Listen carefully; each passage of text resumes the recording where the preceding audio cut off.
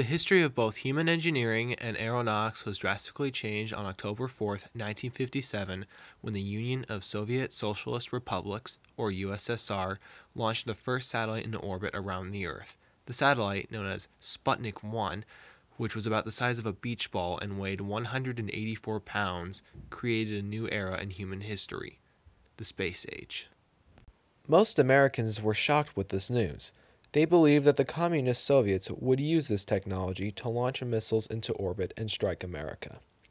The next year, America responded by launching their own satellite, Explorer 1.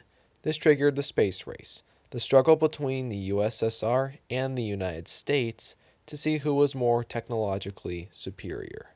Sputnik gave the Soviets a head start. Just a month after the launch of Sputnik 1, Sputnik 2 was launched. Sputnik 2 was not only bigger than its counterpart, it was able to bring a passenger. As of November 1958, Laika the rocket dog became the first being ever to be launched into space. With the Americans struggling to catch up, the Soviets launched the Vostok 1 in April 1961, carrying cosmonaut Yuri Gagarin, who became the first man to orbit the Earth. America designed smaller and more lightweight cone-shaped capsules in the Vostok 1 and managed to launch astronaut Alan Shepard into space in May 1961, but unfortunately he did not orbit the Earth. It was only a year later, when John Glenn was launched into space, when the Americans had a man orbit the Earth. The National Aeronautics and Space Administration, or NASA, was determined to find a way to beat the Soviets. For an answer, they looked at the brightest thing in the night sky, the moon. The moon became the main focus of the space race. President John F. Kennedy made an important announcement saying that we will send a man to the moon and have him return safely to the Earth by the end of the decade. At the end of 1962, the United States launched the Apollo program, which became the main program that focused on taking a man to the moon. The Russians and Americans were neck and neck towards each other. Both also experienced numerous setbacks, such as American pilots getting killed in test flights due to sparked wires igniting oxygen tanks. The Soviets, on the other hand, lost their chief engineer, Sergei Korolev. After Korolyov's death, the Russian space program became unsure of their spacecraft and slowed their progress.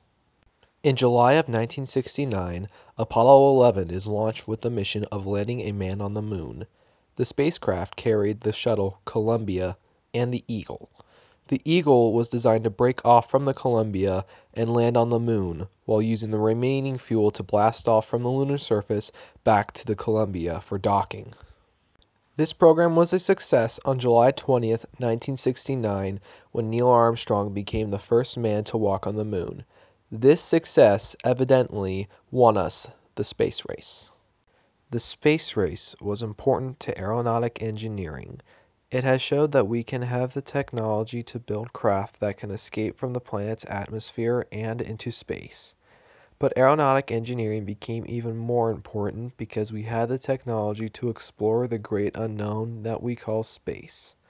Even now, the Hubble Space Telescope takes hundreds of pictures of our cosmos. This could not have been done without the rapid advancement of aeronautics, and even the Voyager spacecrafts, which are now on their journey to explore the outer solar system, could not have been achieved without the space race.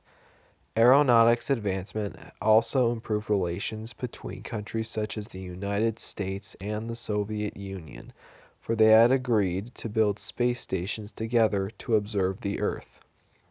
The space race started as a Cold War, but the outcomes have brought the nations of the world more together than ever before.